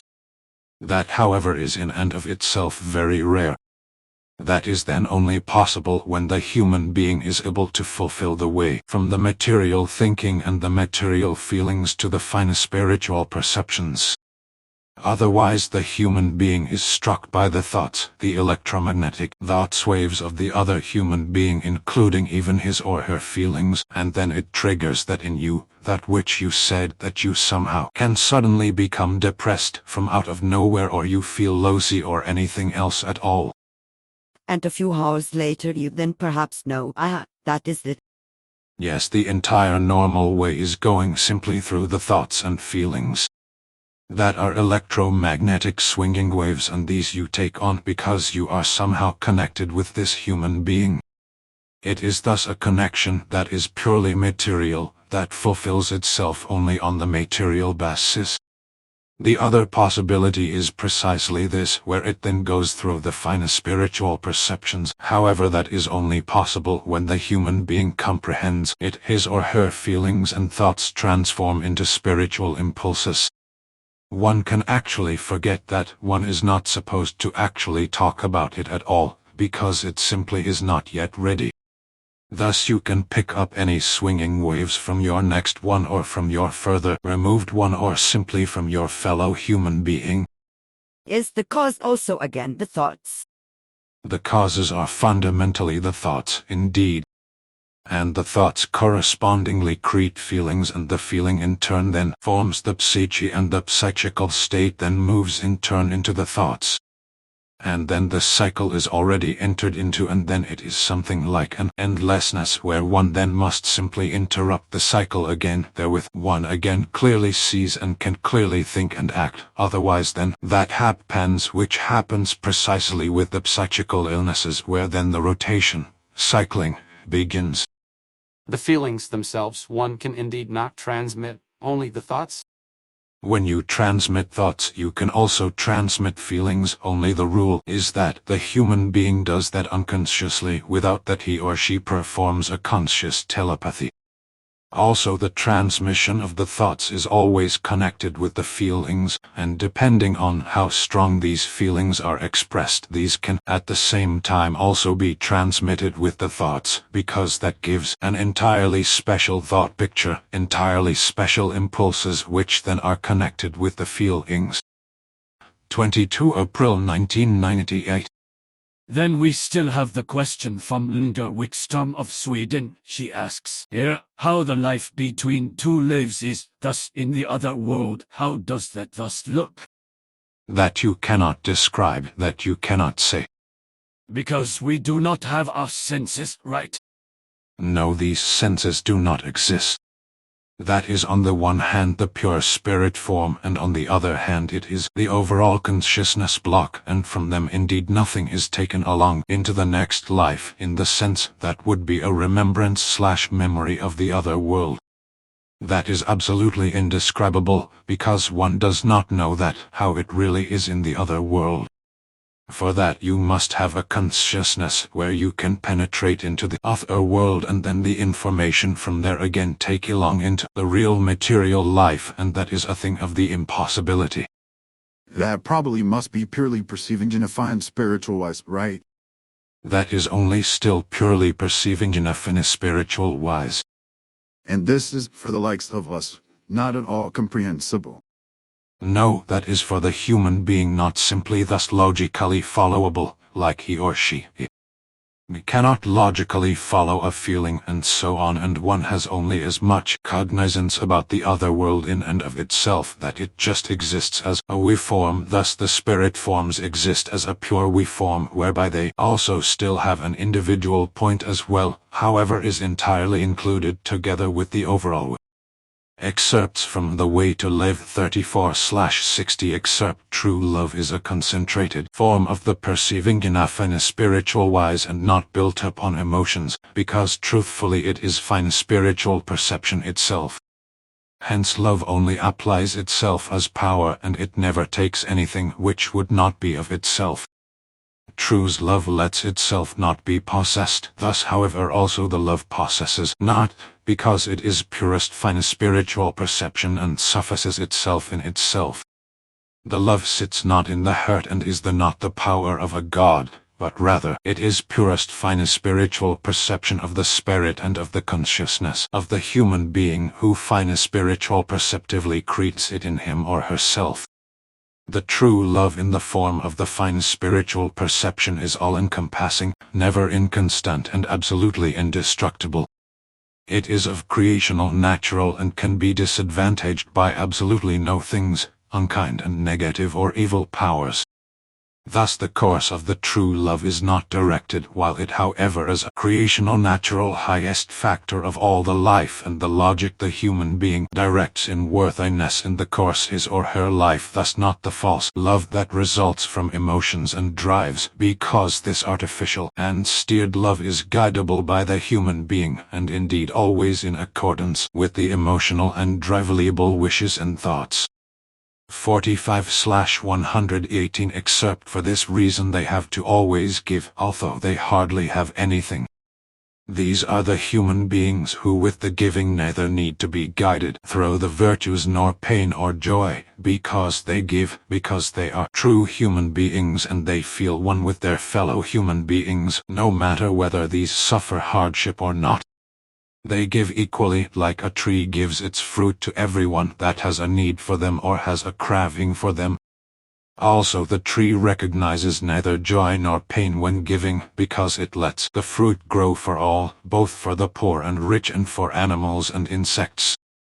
through the hands, thoughts, feelings, and finer spiritual perceptions of those human beings who give in this form, speak in expressive form of the veneration and love as well as the respect for the life and the creational natural laws and recommendations. There are however also those human beings who take joy in the giving, in order to thereby reap their reward. They give for the satisfaction of their own feelings without having a sense of finer spiritual perception of the love or veneration and respect for the taker. Their giving is of selfishness and egoism, like with those who only give in order to emphasize and nurture their reputation or in order to satisfy their feelings of guilt. Excerpt from Talmud Emmanuel 27/44 I but say you exercise love and understanding according to the law of nature of the creation, thus you find in the logic the right acting and perceiving in a finer spiritual wise. Excerpts from the Psyche, page 15-17 That block and factor is called perceiving in a fine spiritual wise, which takes on in the spiritual realm in the Gemt that important position like the feeling in the half-material Psyche. The means that the perceiving in a fine spiritual wise thus is a purely spiritual process of the spiritual Gemt, and that this does not extend into the physical body. The perceiving in a fine spiritual wise only takes on swinging waves that are of pure spiritual nature and thus spiritually sense in neutral positive equalized form.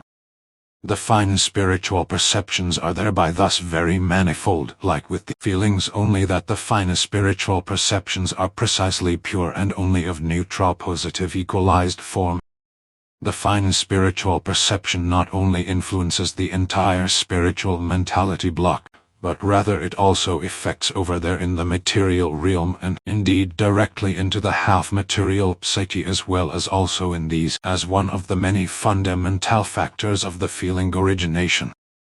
Naturally, the competence and energy of the finer spiritual perception also thereto reaches out to involve itself authoritatively in the spiritual consciousness. Like this indeed is also the case with the feeling, which itself from out of the half-material realm of the psyche is involved in the life and activity of the material consciousness.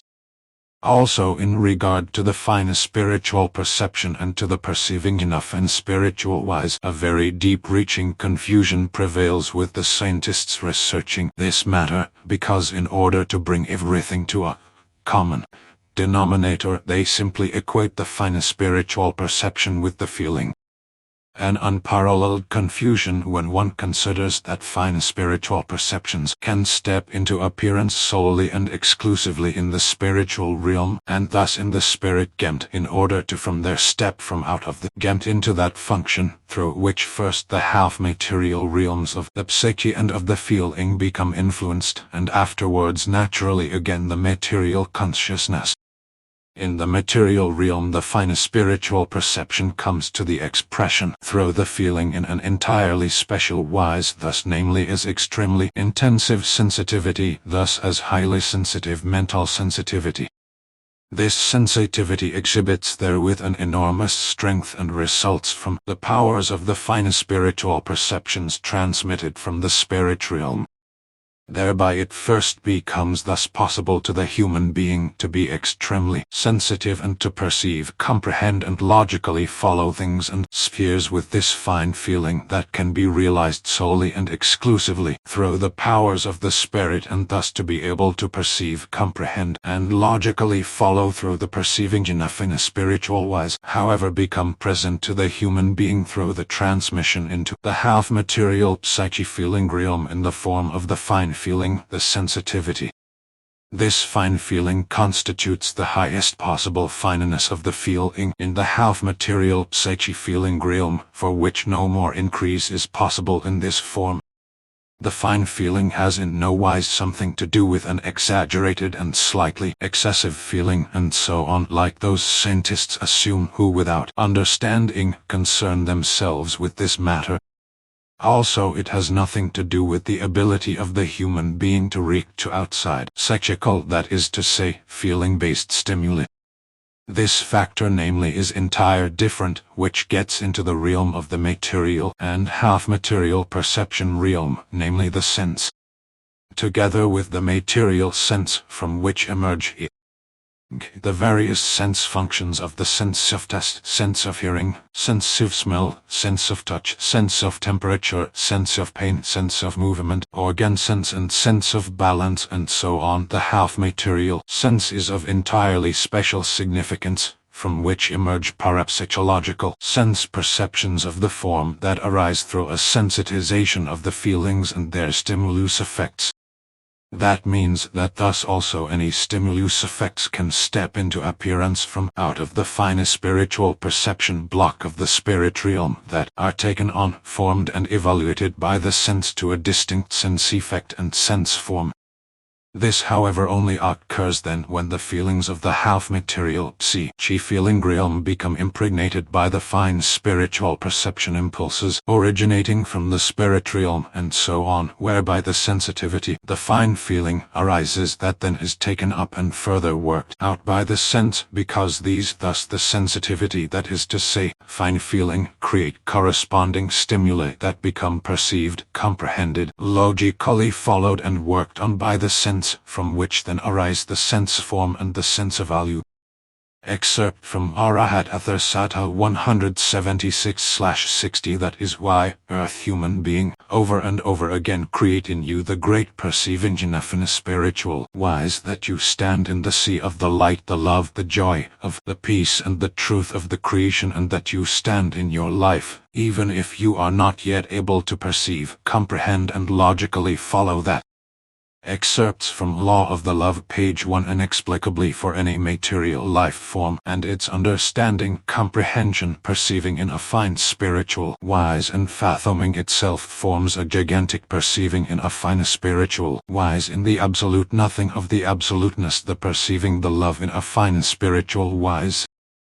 Page 2. Human being of the earth, do not ask about it, how it became possible that from out of the absolute nothing it was able to be formed out a fine spiritual perception and form, because this will remain at all times unexplainable to any material reason. If you, however, nevertheless do not feel great enough to include this question about the beginning of all things in their primal values, then you will perforce fall prey to the insanity and it will destroy you. This for this reason, because the inseparable secret of all secrets, the secret and the mystery around the beginning of all things is too far-reaching and too profound, like that never in his or her incomprehensible scope of justification even one iotaful perceived it, let alone comprehended and logically followed it. Already the beginning such a question rooted in uncontrollable breaking out of insanity that already began there, where from the absolute nothing of the endless duration of space and time, a fine spiritual perception had to be formed which is definable as love. Because thus exists an absolute nothing, an absolute constant and an absolute non-existence of space and time, can yourself there and therefrom even form a finer spiritual perception. Thus the question follows therefrom, if already according to human concepts absolute nothing rules, must then this not still also exist from a form of matter, whether fine fluidal or coarse substantial? It is either way with the matter. In a nutshell, the absolute nothing exists thus from matter, because without matter nothing is able to be given. Result/conclusion: the absolute nothing at the primal beginning of all things was thus only an absolute nothing in the sense that still no life in a form known to the human being was therein existent, thus precisely no material life, no spirit life in a form familiar to the human being, even no finer spiritual perception, and nothing at all.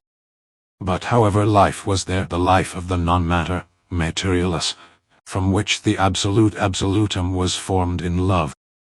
Page 4. Love in its actual definition means thus with absolute certainty feel that one is living within all the existing things in absolute certainty, and in absolute feeling that the existence of the other own is a partile existence of the one's own existence, irrespective of whether it acts itself around a plant, a spirit form, an animal, a planet, a jewel, or around a fellow human being. Love is the absolute certainty and the absolute knowledge and absolute feeling and perceiving, comprehending and logically following that all life is a part piece of the one's own life, because everything is together and overall form in the primal ultimely being of all existence, and only in knowing and perceiving the love in a fine fluidal wise is the overall existence able to exist. Love thus is the absolute knowing and physical feeling, the absolute perceiving in a fine spiritual wise and living with one in togetherness in very own form with all the existing life forms in all the entire universal forms and beyond in absolutist sense of wisdom of that the one's own existence is also a partial existence of every other existing life form, that those are however equally a part piece of the one's own existence, and that completely entire universal life forms are only for this reason existent, because the truth is thus.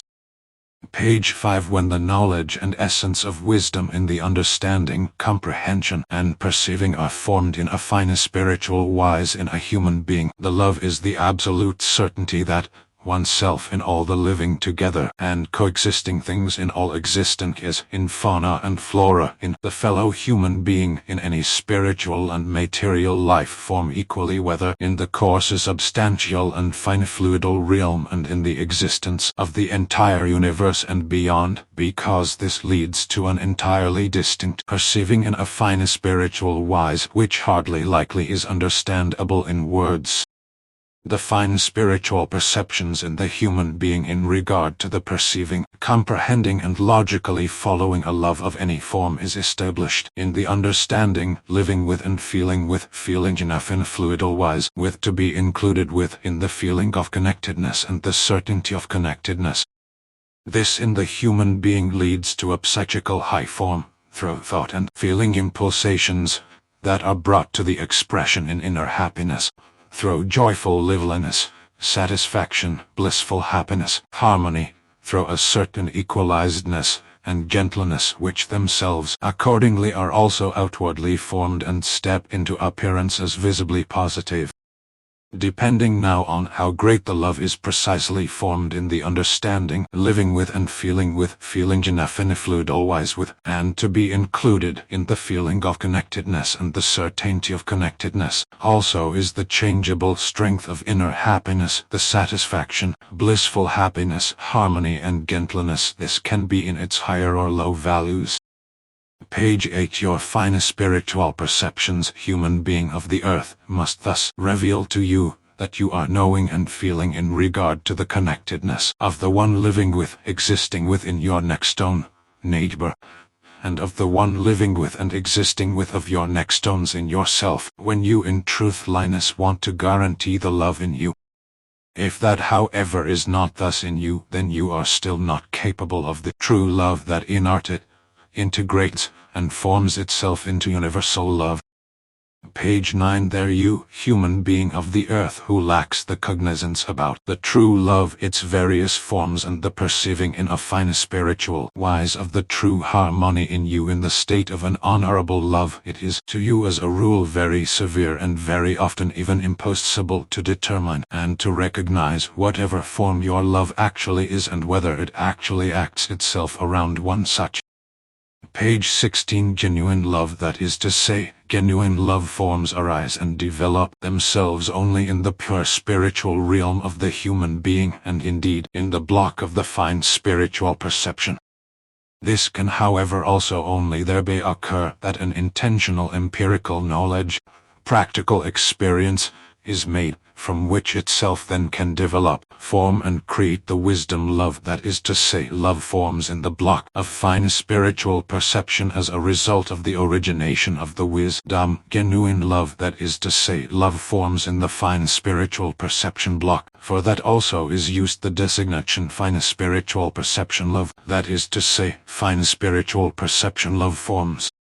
A genuine love, that is to say, love form that arises through empirical knowledge, experience, and essence of wisdom in the realm of the fine spiritual perception of the human spiritual world, beams over there into the half-material psyche realm of the material body, where the human being becomes conscious of it via the feeling world as exhilaration and sensitivity.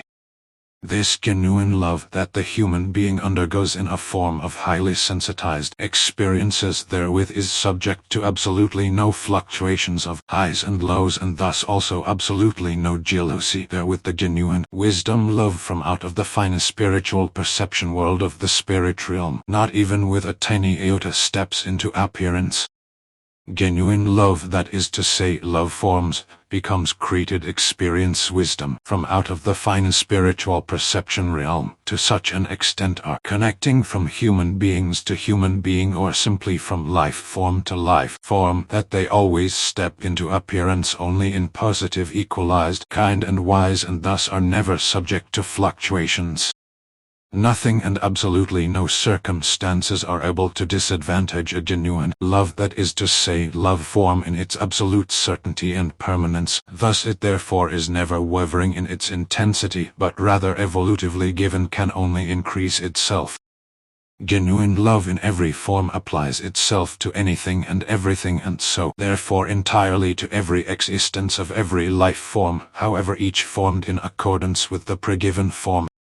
Thus genuine love in every form is all-encompassing in its kind and wise, even when gradations step into appearance, which themselves gives into from the degree, from the intensity and depth of the love.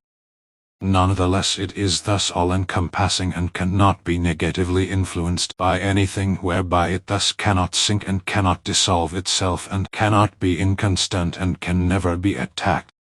It is from an unchanging and always evolutive permanence, constancy, that never is subject to any developmental changes.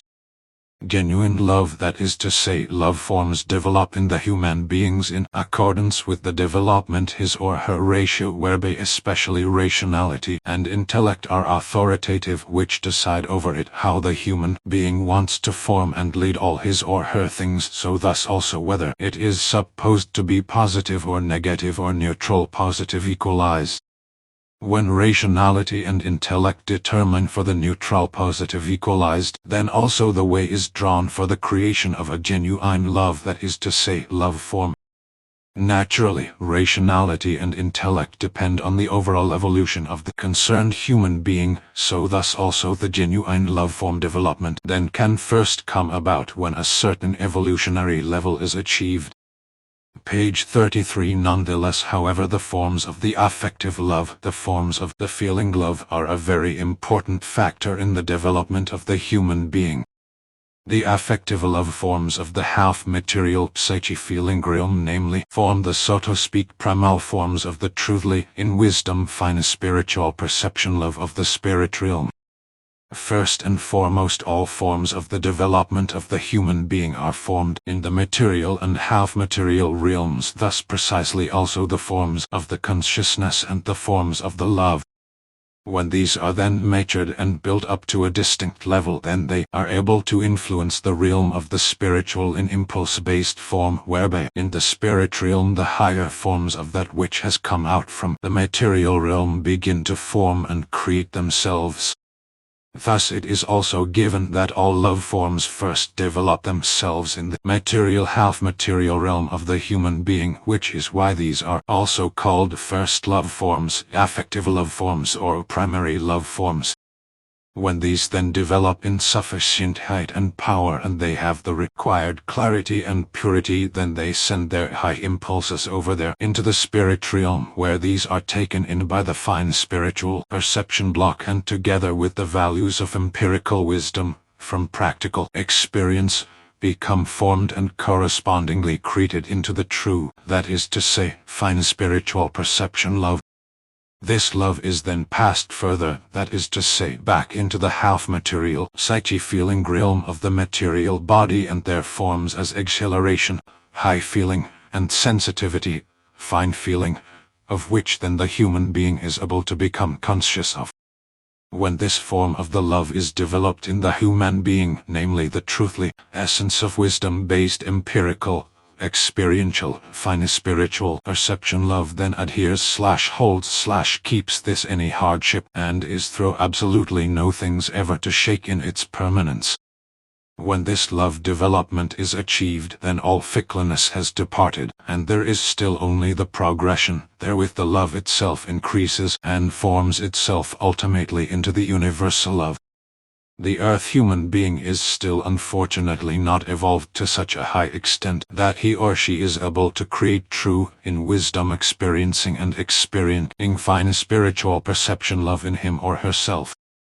Truthfully, the first few human beings of the earth stand at the threshold of these highest love forms in wisdom creational form, while the majority of the earth human beings still live in the first forms of the affective love forms, and thus in the feeling love forms, through which hates and depths of all kinds step into appearance and ascertain, things that have very badly got out of the control of the good human nature, of all kinds in positive as also in negative stamps, influences.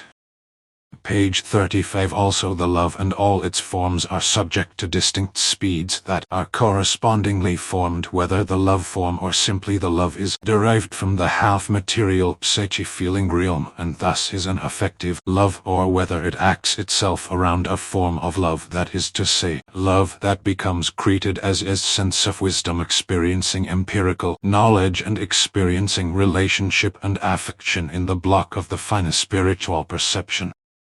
Page 36. Affective love is disadvantaged and really endangered in its permanence, thus solely alone through the lower speed of the feeling swinging waves of only 299,792.5 kilometers per second distance based when the distance becomes too great. Entirely differently it reacts in contrast to this with the effective love, which is of the creation related in the form, because it is created from the fine spiritual perception block of the spirit realm and correspondingly also exhibits a speed of 107,000 times light constant in its swinging waves, and, since it is spiritual power, can be inhibited by absolutely no hindrances of any kind, because swinging waves of spiritual form uninhibitably penetrate through all existing immaterial and material substances, and so on, without loss of speed and without loss of intensity.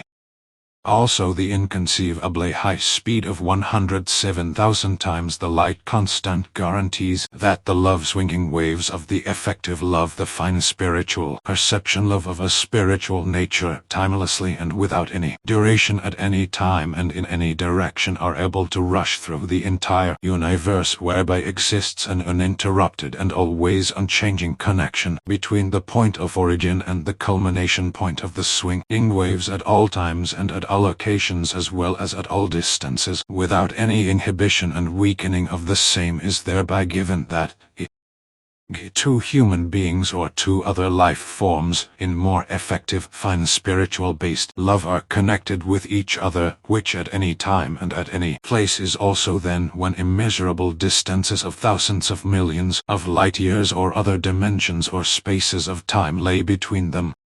The connectedness of two human beings or other life forms through the creation love then acts itself around such a form with the effective love, that is to say, fine spiritual perception love is always profound, indestructible, and unchanging, whereby only an unstoppable, evolutive further training is able to bring about a change which, however, always progresses towards the relative absolute fulfillment.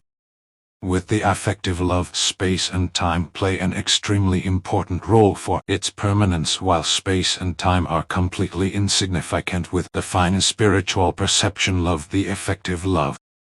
While an affective love through space and time slowly weakens itself and more fades up to the non-existence, the more given by the amount and order of magnitude of space and time. Thus the effective love is absolutely independent of space and time, however much, whatever amount and order of magnitude it also always has.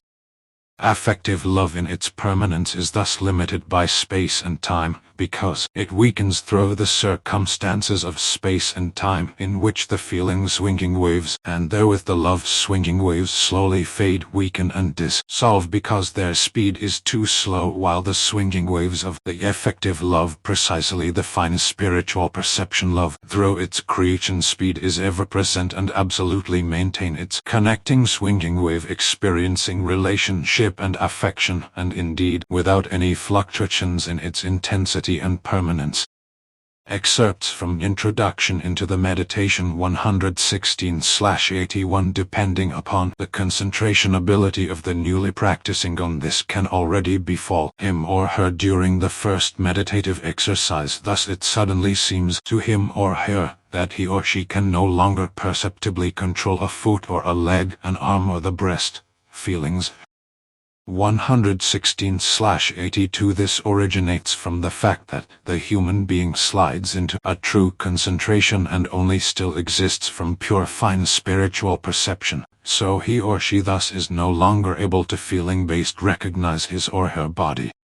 116/83. In this moment the human being thus still only exists from fine spiritual perception, which is directed from out of the pure spiritual realm. 116/84. For him or her there exists no more thinking, but rather only just a perceiving in a fine spiritual wise, a realizing in a more perceiving in a fine fluidal wise form, a clear knowing, clear seeing and clear considering. 117/85. In this state the human being thus finds him or herself truly in a concentration. 213/651. As with the normal meditative exercise/breathing exercise, the perceiving in a fine spiritual wise steps into the foreground during meditative contemplation.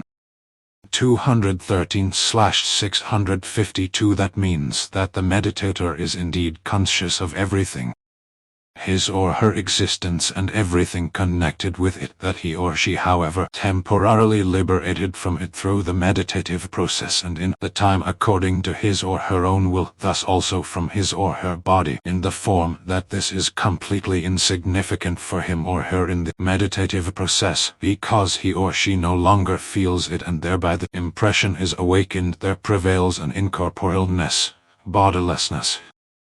214/653. Truthfully however the body is existing just as always. Through the meditative concentration however it is expelled to the insignificance, whereby only the predominating things, namely the heedfulness/observing and considering of more meditative form, becomes dominating.